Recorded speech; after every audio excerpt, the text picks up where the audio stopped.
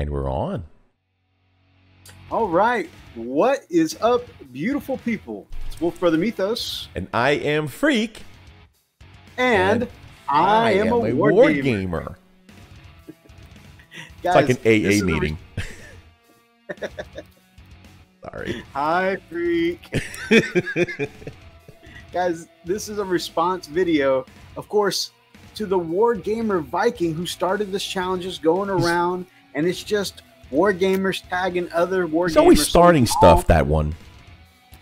So we can all sub to each other, and we can all get to know each other a little better. And you guys know the more we do this, the more we tag other people, the more that this community grows and gets a little bit closer. The more you know. The more you know. And of course, we were actually part of this trend when it went back around like 5 years ago, which is awesome. And that wasn't even the first iteration of this. Spud had done one even before that, so it's very cool. And the last time I saw this, it really kind of took the YouTube hobby community by storm, and everybody got involved.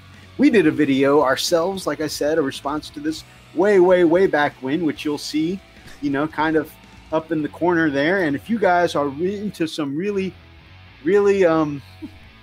terrible audio quality, and Methos, who was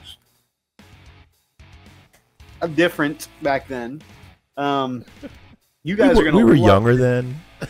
If you guys are ready for the most noob, most phone potato camera audio sound quality, you guys are in for a treat. Check that out in the corner. Man, we thought we really were hot, man. We thought we really had the stuff. I mean, like, but honestly, if you're interested, though, you can see if our answers have differed any in the last few years.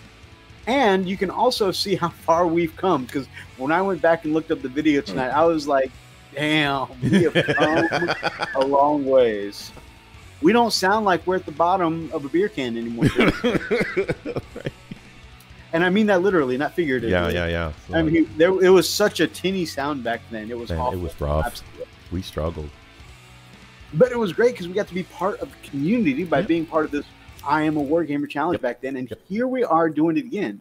We were called out by the man Spud himself this go round, but also one really cool orc hobbyist, and actually kind of new on the YouTube scene still, Rivets and Dakka called us out. Yep. So that was cool. So we on multiple fronts are getting to be part of this challenge again. Pretty cool. Thank you very much, sandwich, Spud. You know. Thank you very much, Spud, and thank you very much, Rivets and Dakka, for tagging us.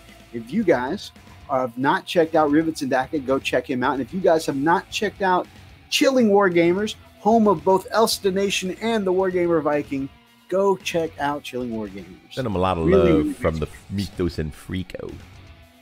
So this challenge is, like I said, us getting to know each other a little bit more. And you guys, especially if you watch our Friday live streams, we love to talk about old stories. So you guys may have heard some of these answers a billion times before, but here we are in one semi-condensed, because, you know, your Wolfbrother will ramble, semi-condensed form is going to be the questions for I Am a Wargamer. And Freak, I'm going to let you start this off with question number one, numero uno. How did you get into the hobby of wargaming? How did I get into the hobby of wargaming? It's your fault, Methos. Your fault. Okay, so really, it started out that I was applying for a job as a manager, and it just so happened it was for a manager of a Games Workshop store that they were going to build in our area here locally.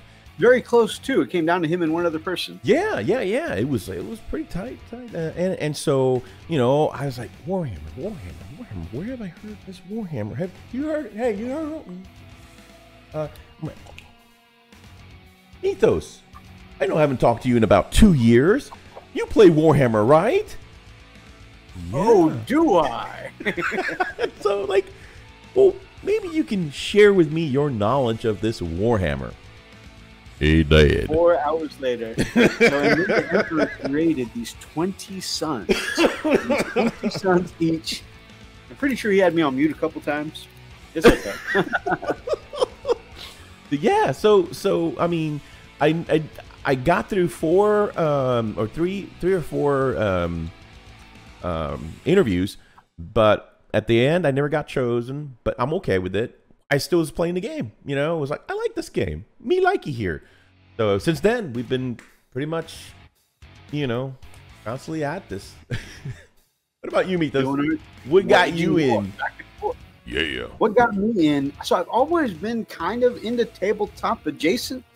So, and let me explain that. So, like, I've always loved strategy and RTS games, especially like what this most closely equivalates from my childhood is like Final Fantasy Tactics, stuff like that. You know, that kind of strategic, moving up the board kind of thing. So that kind of thing I always enjoyed. I've always been into fantasy and sci-fi, and then of course I used to play a lot of Magic the Gathering and stuff like that as a kid. And I remember being a kid and being in comic book shops that there would be this Warhammer 40K section of like boxes and stuff piled high, cool artwork. We didn't really have a big community for it back home, but I would just drool over the models sometimes. And of course, I remember my father telling me very specifically on multiple occasions, A, that it was too expensive, and B, I remember him very specifically saying all throughout my life, boy, you need to pull your head out of fantasy's ass. I very much like having my head in fantasy's ass, so we didn't agree on a lot of things. So anyways, so yeah, so I was not encouraged to express myself with fantasy related things. You better just get your head out of fantasy's ass. Oh my God, you sound spot on for my father. Yeah, I'm so sorry. I didn't mean to come across the bank. I'm sorry. I just shut the hell up. So, like, I had to hide the comic books from my dad. They weren't allowed in the house. They got ripped up often when he found them. You know, just which was weird because more normal things, I guess we were allowed to have a Nintendo. You know, I don't know. For some reason, I couldn't have comic books, but I could have a Nintendo and stuff like that. It was weird. Anyways, I'm going off on a horrible tangent here, but I was into Magic the Gathering, which I also had to hide from him. I had my cards found a couple of times, and that got ripped up, and then even once, like, the shredded parts of the cards got flushed down the toilets. You know, it was great very for extreme. The plumbing. Yeah, the logic, not strong suit, I think. Anyways, so I was heavily discouraged away from Warhammer as a kid. That's the point of the story. Anyways, I grew up like enjoying the look, the models, and stuff like that. And I even had some of the artworks I would get from my local comic book shop sometime, which I wasn't supposed to be hanging out at. And anyways, so I had some of the stuff available. And I've always been into role-playing. In fact, I've played lots of Dungeons & Dragons and other type games, GURPS, Rifts. But the one that really got me started as a kid was a White Wolf game. So Vampire the Masquerade, Eon Trinity, Mage the Ascension, that kind of stuff. And so like pen and paper, theater of the mind kind of role-playing was something I'd done pretty often growing up. Again, sneaking off with friends and, you know, doing that fantasy's ass stuff that I wasn't supposed to be doing. So I've always enjoyed tabletop gaming per se, getting into all that kind of stuff. Now, go back from when I was told no and couldn't, you know, be in Warhammer and stuff like that, like 13, 14. Flash forward until I'm 30, and I'm playing cards at my local comic book shop. And my brother Daz and I are the first ones to die. I think specifically because he was just attacking random people and he attacked me or something like that. And then I'm the kind of person, even though we were in a huge, like 12 or 14 person game, you know, I got smacked. I probably had some cool thing taken away from me. And I was like, oh, hell no. So I'm like, I don't care if I die. I'm going to commit an all-out attack. And we killed each other right there at the beginning of the game. The other 10 or so people playing are still like, wow, those two guys. And so, you know, we had to wait around a long time while 10 other people finished the game. The comic book shop owner, you know, happened to have a demo table set up for a war game, Flames of War, those who might know the game. And it was a really cool little game that had tanks. It had some soldiers and stuff in it. It had this cool mechanic where you could go into buildings and bunker down in the buildings, I think. Anyways, I enjoyed the mechanics of the game. I think it was D6 system or something. And I enjoyed the mechanics of the game. I enjoyed the maneuvering and stuff like that. I think I won my first Flames war game too. At the end of it, though, I told the store owner, I said, hey, this was a lot of fun. I enjoyed the mechanics of this game, although historicals aren't really my thing. I have zero history interest whatsoever. Like, nothing about history interests me unless I go all the way back to, like, you know, feudal Japan or, you know, Arthurian times, that kind of stuff. Anyways, but I said, okay, well, he showed us a bunch of different games, and I looked at Warhammer Fantasy at the time, I think. And he's like, but that game system's kind of dying out. So I was interested actually in Fantasy first. But he said the system was dying out and it wasn't really being supported anymore. And I was like, well, I don't want to spend my money on something that's not going to run. What else you got? And he showed us the sci-fi stuff. And of course he came to 40K. And I'm going to be honest with you guys. There was a lot of things I liked. I honestly, as much as I hate the Tau now, I saw some of the Tau suits and stuff like that. And I was like, oh, those look cool. That reminds me of Robotech. But the second I saw that there were dudes riding wolves, you can tell that there was probably just a large draw to me when I saw dudes riding wolves and you know, riding across the battlefield on this great beast and smacking something with an axe. So an ox. That's where I got hooked in, and that's where I've been broke ever since. All right, so that's my answer. It was probably a little bit lengthier of an explanation than y'all wanted, but that was my origin. How did you get into the YouTube scene? Well, Freakaliciousness, I guess this is for both of us because we kind of jumped in together, huh? Yeah. Well, so I used to do a lot of, you know, little videos and stuff for not YouTube, but Facebook. Facebook. Little side stuff, you know, with Bubba and some other things. I was doing a Happy Friday video blog every Friday, around between 2006 and probably 2009. That's something that a lot of people may not know who watch our show, is that Bubba was a character you had on video even before we started this YouTube journey. Yeah. He was a pain in the ass then, and he's a pain in the ass now. So anyway. You had mentioned, we were at a store and you had mentioned that, hey, you know, I've got this entry that I want to do for the Yiddick beer. It was the Yiddick beer, right? It was an Yiddick beer giveaway, yeah. Giveaway. And I'm like, well, dude, I've got a camera. Let's just video it and let's send it to him. Let's see what happens. Well, you know, it kind of happened that way, and so I was the cameraman, and he was the beautiful face, and we went action, and that was it. I mean, we recorded it, wrapped it up. Methos sent it to Nick, and tell him the rest. And that was for my personal channel, which you guys may see me comment on Friday nights, which is really nothing. It's like a couple of knife throwing videos and then my Yiddick beer response, and that's really it. But that was our first touch. That's what got us hooked. And of course, you know, I didn't win the giveaway, but I think both of us called back. I mean, he responded to you. That was Nick responded to the video. That was super cool. And you know, the encouragement was just there. You know, if you want to learn how to do YouTube, you know, I recommend anyone do it.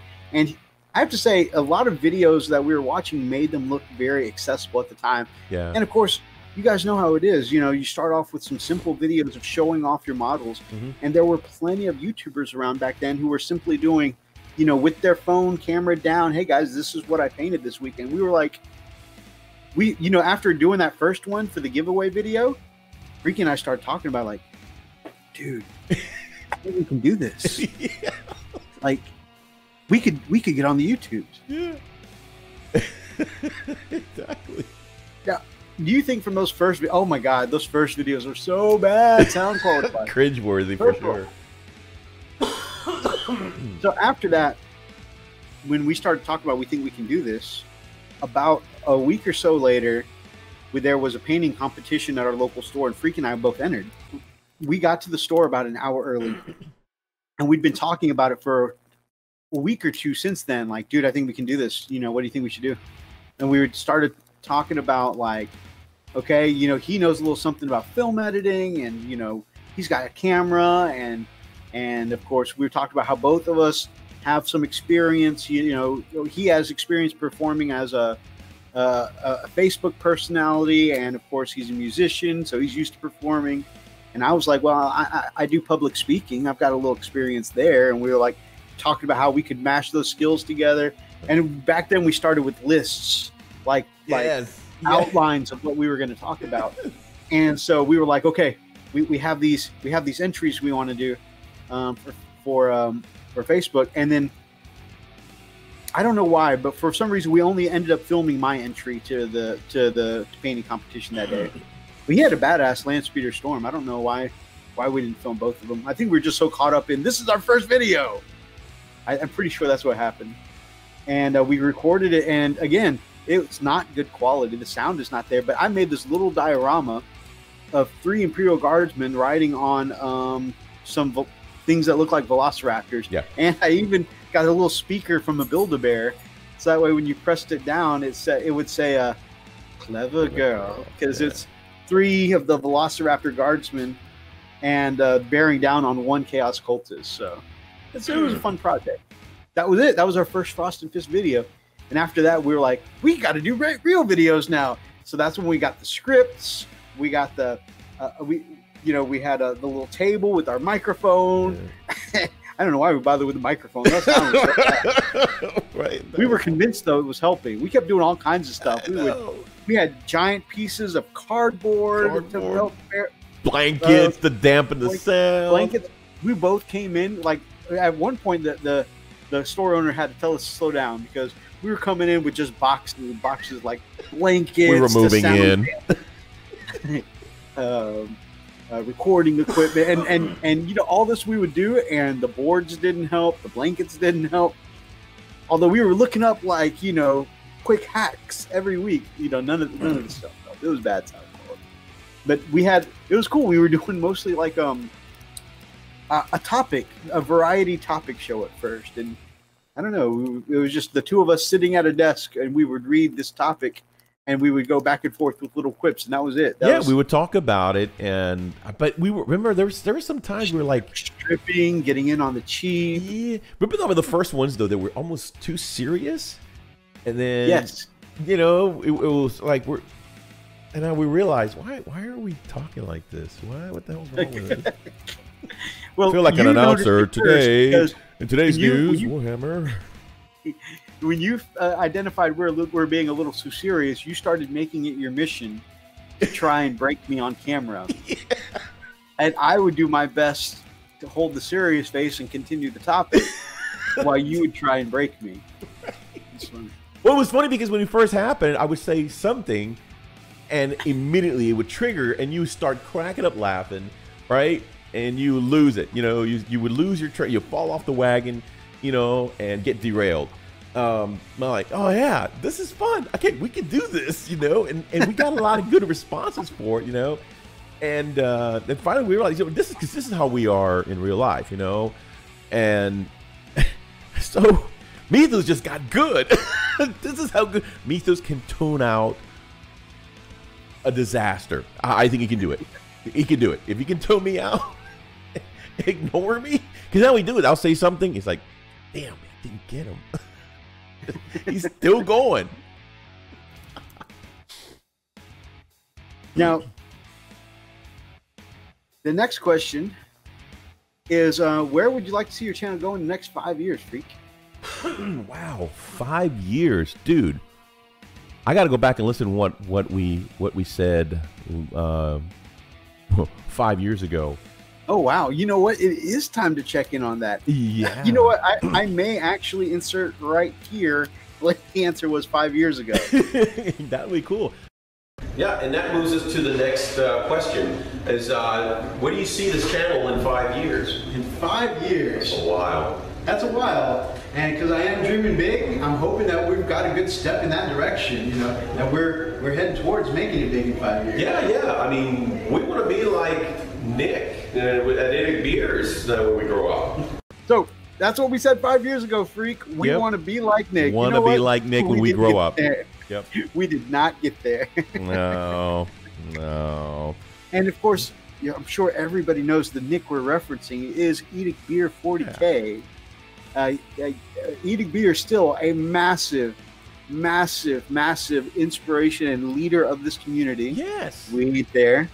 Nick has, what is it, almost a billion subs? 40,000 million, so trillion, yeah. We ain't there yet. Who doesn't remember? I mean, dude, that was his signature. It still is, you know. Nick speaking, and welcome to this video. Like yeah, he is so iconic. It is. I don't know of anyone who listens to Edict Beer who doesn't do the intro with him. Yep. Oh. Even my wife sometimes does it. Nick speaking, and welcome to this video. Okay, so that's what we said 5 years ago. Yep. Where do you want to see yourself in 5 years, or where do you want to see us in 5 years now? Honestly, man, yeah, I mean, we were dreaming of stars, man. I was like, yeah, man, I want the tech, I want to know all of this. Honestly, 5 years, man, I really do want to have our own place. You know, I do want to have a little shop that we can actually play our game and record. You know, that's something Freak and I have talked about. Yeah, a lot. I mean, that's cool our dream. Would be to have Frost and Fist Gaming. You know, have a shop that, you know, we're running the store. We have games in the evening. Yeah. During the day, you know, we're painting up stuff. We're running the channel. You know, in between dealing through transactions and stuff like that. Frost and Fist Studios, man. I think having a friendly local game store would give us so much content for the YouTube. Yeah, absolutely. And then a lot of anecdotal stories for sure. My 5-year goal, on top of that, that's an awesome one. My 5-year goal is to not have a potato to run this channel on by that point. To upgrade beyond the potato. Take the potato to the next level. That's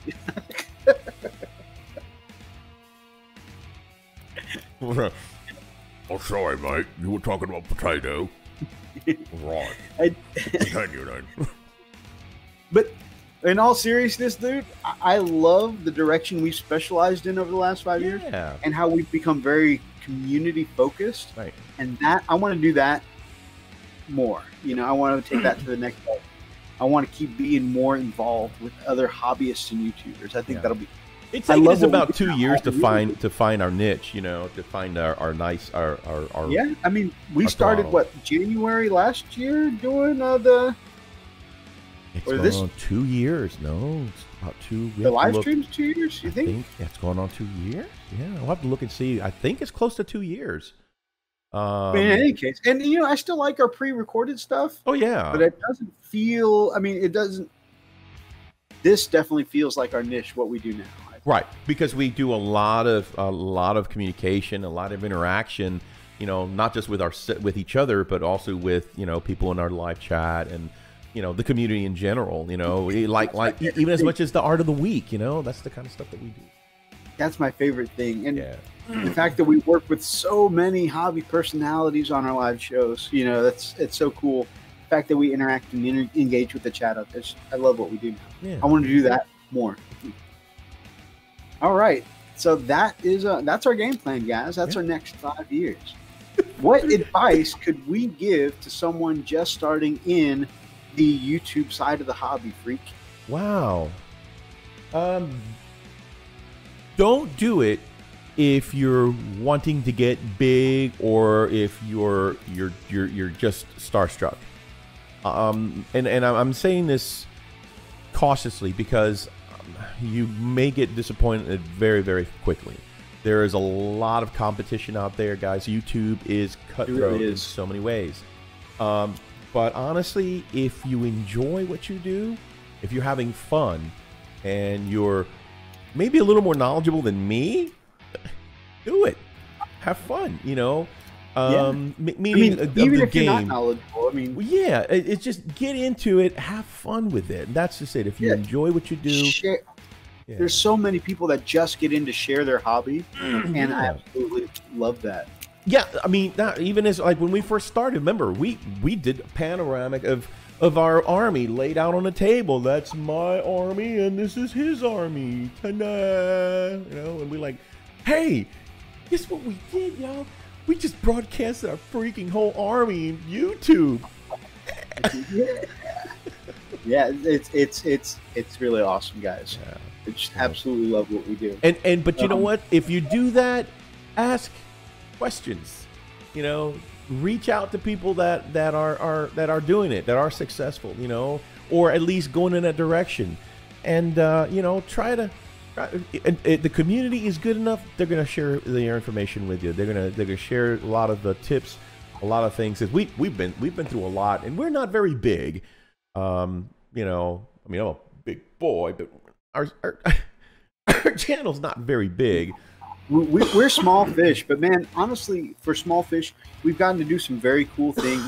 We've gotten to link up and hook up with some much bigger fish in our community. Absolutely, because again, it's working with people. I mean, it's absolutely what I love about this. You know, it is the fact that everyone in this hobby that we've met so far are 99% really great people, fun to hang out with, great to work with.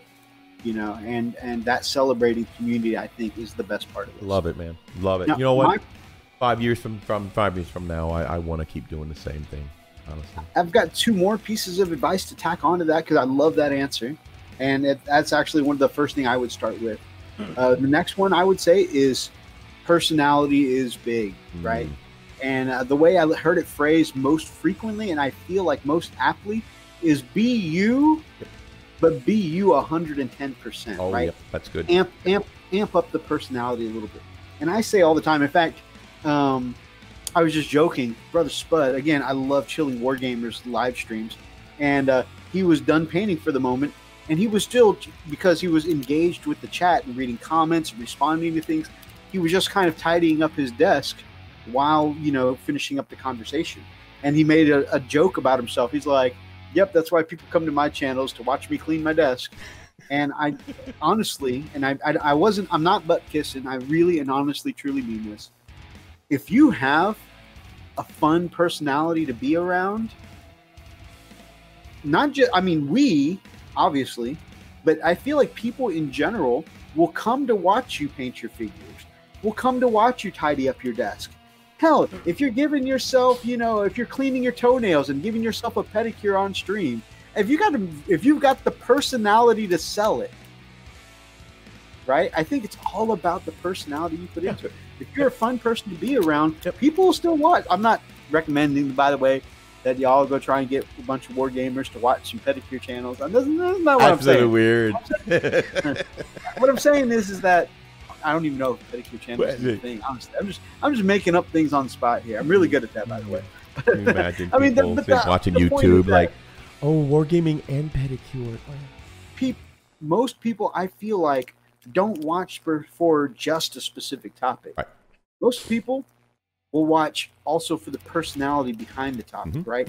For instance, if you think about an unboxing, you can go pick a million different unboxings, and if you don't know any of them, right, people will probably go for the best quality one. Right. But if you've already identified, hey, there are certain channels I like, there are certain personalities I like, you know, they may go pick that particular unboxing over a different one even if it's not as good of a quality, because they like that personality. They're there for that personality. I think personality is a big part. So I mean, put energy, put your passion into your work, put your emotions, your feelings about a specific topic, your true enjoyment. Put what you enjoy into your work. Let that personality shine through. And I think that's the biggest thing. A little cliche to say, I know, but I really feel like letting that personality through and giving an entertaining personality is going to be the biggest step to build your path forward. To add to that, and I've said this to other channels, because I kind of see chemistry on when, especially if it's more than one one creator, one content creator on the same channel. And you can, I'll spot the different personalities. Like me, I'm an extrovert. I'm very outgoing, kind of goofy. You know, sometimes I'll get a little bored and I'll start poking, goofing off or whatever, and it drives Methos crazy. Methos kind of like, I got to get this work. I got to get it done. I got it done. And it's a great dynamic. It's a lot of fun. And I try to look for that in other channels to see, okay, you know, and when I find it, I say, I'll reach out to that channel and say, hey, you know what? You've got a really cool dynamic. Include that other person in your channel, you know, and you're gonna see, you can see some amazing stuff, because when you have these two different personalities mesh, you're gonna see a huge, you know, you're gonna see all this happening. It's gonna be, it's a lot of fun to watch. You know, a lot of people enjoy, you know, watching us go back and forth, you know. And hey, it's not always a bed of roses. There's times we're like, no, man, that sucks. You suck. No, you suck. You know, it's not always great, but we do disagree once in a while. So, but yeah, I mean, find a friend that you can really have fun, you know, and has the same passion as you do, you know, and in doing this, and it'll take you a little further. Another note on personality is find ways to express your personality that make you memorable, right? Yeah. You can have a great personality, but people got to remember that, you know. And I always like to think what separates people, what makes someone memorable. And I feel like as cheesy it is, I feel like catchphrases help, right? Yep. I feel like if you think about some of your favorite channels, you know, Luke's APS, love that channel. But anytime I think of Luke's APS, I think of that beginning, "How do guys?" Yeah. You know, or his ending, "Love, love, love." Yeah, it's perfect. You know, it that resonates with me. I know, hey, that's one of my favorite channels. You know, anytime I hear it. Of course, we were just talking about earlier. You know, Nick speaking, yep. And welcome to this video. Beam me up. Hey, and you know, my favorite, my very own favorite, grab up an ox. And smash that like button. And the very, very, very controversial Yo Dog. I love him, man. I love Kenny Boucher, man. I do too. I know a lot of people who can't handle that. I know. It's just so cool. He goes, "Yo, dog, Kenny Boucher here. You know, next level you on the literal best of all days." Right. Taking a clutch there, right? It's like, oh my God, you're so freaking cool. Yeah. One day he'll watch our stuff. One day. maybe one day. My goal, and you know, I honestly,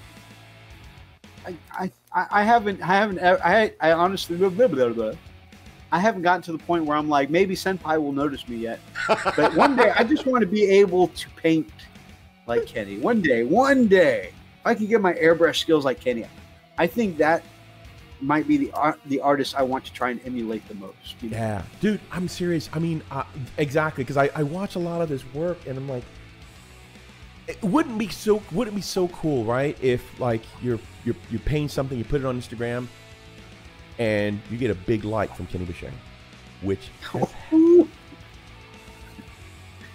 Anyways, we're way off. Yeah, I know. Yeah, I think those things, when you have something that's memorable, yeah. that adds to, you know, to the personality you're showing on your channel.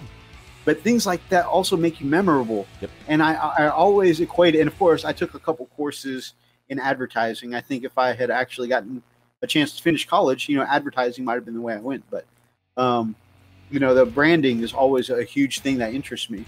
And they say that that's one of the things that if you have two equal products, sometimes it's the branding that makes you remember one over the other. And if that branding sticks out in your brain, you might pick that. You're more likely to pick that one of the two equal products because you identify with that thing you remember. Yep. So it's just something to consider.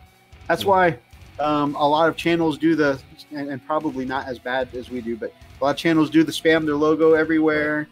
A lot of channels do the catchphrases, and not the catchphrases are not everybody's cup of tea. I totally get that, but it is part of that making yourself memorable deal. People like us, you know, we always regale our times at Chippendales. Yeah. Hobby guys and bow ties, right? But no, the third thing, build relationships, and this kind of goes with what Freak said. Is if you're in this, you know, to be part of something a bigger part of the community, if you're doing it because you enjoy it, those things are going to translate. And we've never, ever, ever been just the kind of sub for sub kind of mentality. You know, we watch other people, you know, we sub to other people, we watch their stuff, we comment on their stuff because we enjoy it. And when you enjoy someone's comment and you spread that positivity, you're building relationships. And it's not about, is this person going to come back and watch my channel? Right. Is this person going to comment on my stuff? You know, it's you. When you do this kind of stuff for the purpose of building relationships, I'll give you a couple great examples. When we went down to meet the Nerd Life for the first time, we broke bread at his table. We whipped out the big table and had a 4-person Warhammer game. Yeah. It wasn't like, oh man, it's kind of nervous. We're going to meet this other YouTuber. We walked in the door and it was like, we already know this guy. We family. Yeah. You know, because we've spent so long in each other's comment sections. We're always watching each other's videos. We really had to feel that we knew the other person. Yeah. And it's that kind of relationship building that I think really makes a difference. And not just in meeting someone face to face, but I think just in general, having that attitude makes things better. Yeah. And I know I've sent out gifts to other YouTubers before. Other YouTubers have sent out gifts to us. You know, it's just, I know this is going to sound really sappy, but I feel like my experience here on the YouTubes has really been more than other people on the other side of the screen. I feel like being a YouTuber, I've really made a whole lot of friends all around the world. So I think building relationships made the world smaller. Yep. Absolutely, absolutely. So those are our 3 tips we think for someone just starting this hobby of the YouTube side of the hobby. Just a tip. The last thing, Freak, 3 channels we want to tag. Would you like to go first? Yeah, you know what? One on top of my head, I really would love to hear his comments on it, would be Oni Studios. Oni Studios. Yeah. Bing. Bing. Check them out. Guy's got a great channel. You know, he's just a budding channel, but he's got great content. The guy can paint. The guy can paint. He can paint faces, skin. For sure. Come on. We've had him as a guest on the channel because he was teaching us to paint faces. Yep. Because I pulled out my crayon and was like this. He's like, no, freak. No, put the crayon down. Just shut up and listen. He is just a phenomenal artist and a cool guy to hang out with, too. I think next I want to pick out Brother Brian, the Mini WarMutt. Ooh, that's a good one. So he just started. Known as, he just started. The Mini Wargaming side because he's always been doing scale models. Yeah, so he was the Atomic Dog scale model freak, and he had some minis. He did some orc projects before, but it was mostly the scale model stuff. But he's joined the dark side. He's painting up like a fool, and I mean, he did a whole ton of orcs. Got him knocked out. He's got a little playable force now, but he's also now he's into Gates of Antares, and painting he's some done drunk Rune angels. Wars. And I mean, that's at least 3 different game systems right now that he's painted up models for. And you know what? We've done Warhammer. We started on that cool Mini or Not game, Wrath of Kings. Yeah. Still wearing that. So that's 2. Yeah. You know what? As far as game system goes, Brian's painted in more game systems than we have now. Yeah, he did that. Oh, he's also doing Drunk Angels too. Yeah, he's doing the Dark Angels now, and he's doing a desert theme. Very, very cool. Yeah. So you can check out his channel, and of course, when you go check out his channel, you're going to see some really cool, again, like we said, scale model stuff. You'll see some flashbacks from his original channel. And, of course, you'll see some of the new mini projects he's been working on now, too. And they all look good, whether you're looking at his 40K stuff, his Gates of Antares, his Rune War stuff, or he's got tons of unboxing, too. You're going to find great content. So, Mini WarMutt, please join us in the I Am a Wargamer challenge. Yeah. Last one, my brother. Ooh, well, I want to toss this last one to our good friend Steve from Who Took My Dice.